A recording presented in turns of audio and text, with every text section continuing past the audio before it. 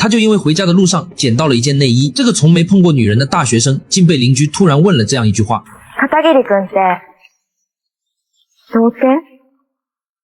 他不明白对方是怎么看出来的。20岁还没有任何亲密行为，这种事情让片桐感觉很丢脸，所以紧接着邻居继续又问了一句：私が相手してあげようか。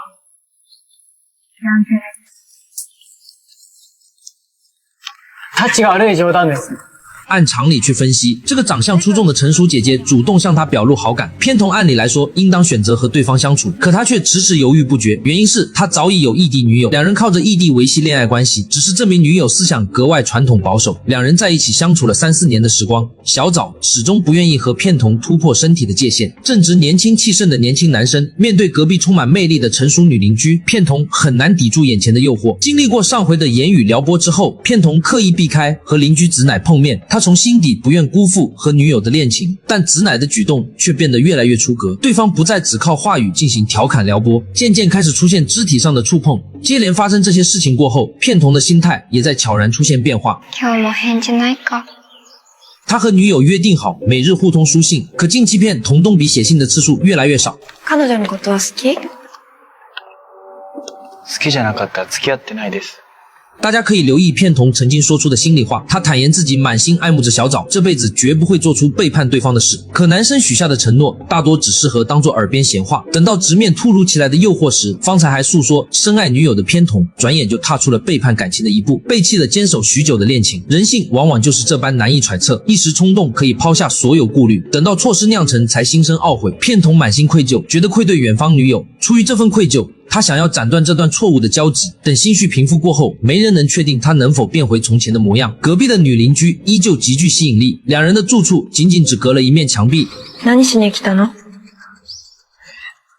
看见片桐主动再度登门拜访，子乃清楚对方已经对自己动了心，初次犯错可以归咎于一时冲动，尚且能够体谅片桐的选择，可接连第2次主动去找子乃，这样的行为便没法再找借口开脱。另一边身处异地的小枣慢慢察觉到异地恋爱很难长久维系，分开之前两人曾经互相许下诺言，承诺不会做出背叛彼此的举动，但这份承诺有着隐藏的先决条件，前提是2人早已拥有亲密的相处经历，不必用偏激的想法看待亲密的相处行为。事实上，对于刚成年的年轻男生来说，这类相处体验有着十分重要的意义。小枣想明白这件事之后，于是做出了一个大胆的决定，具体的决定内容留在后面慢慢讲述。这个时间段里的片桐和子乃滋生出别样的情愫之后，身边的同学察觉到他的反常变化，外形出众的他对外宣称单身没有恋人，却从不参与学校组织的联谊活动。出于这份疑惑，同学偷偷尾随跟踪片桐的行踪，想要查清他隐藏的秘密。最后同学撞见了意想不到的画面。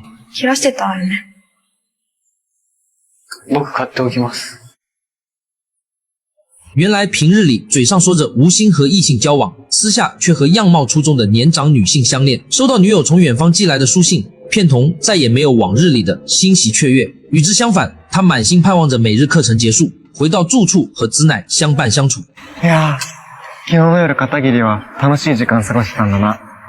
起初片桐听不懂同学的暗示，等到看见对方拍下的影像资料，这个时候片桐才知晓私密恋情已经暴露顾及脸面的男生，在秘密被旁人戳破之后，第一反应就是终止和子乃来往。更为关键的一点是，片桐方才得知子乃早已组建家庭。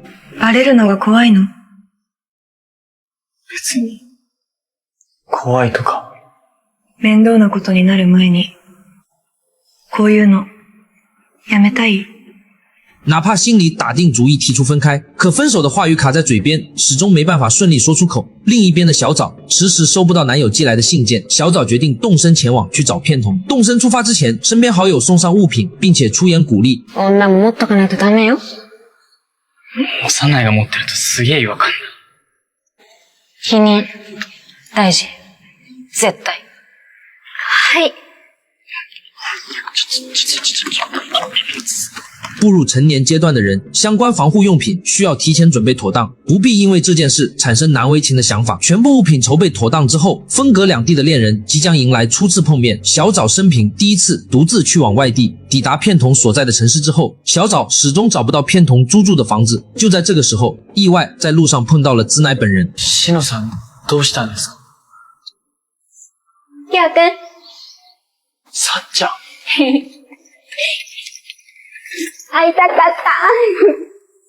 来ちゃった。看着远道而来的女友和面露不悦的子乃，片桐心绪杂乱之后，片桐带着小枣回到租住的房间，紧接着整张脸上没有半点神情变化。此时片桐的内心之中一直在思索如何处理几段感情纠葛，等思绪稍稍平复，他勉强上前拥抱了小枣，假意做出迎接对方到来的模样。小枣这次专程前来，原本打算交付自己的全部，片桐却在地面铺好了睡觉的褥子，告知对方当晚两人需要分开休息。今日一緒に寝たいな。さっちゃん、いいよ無理しなくて。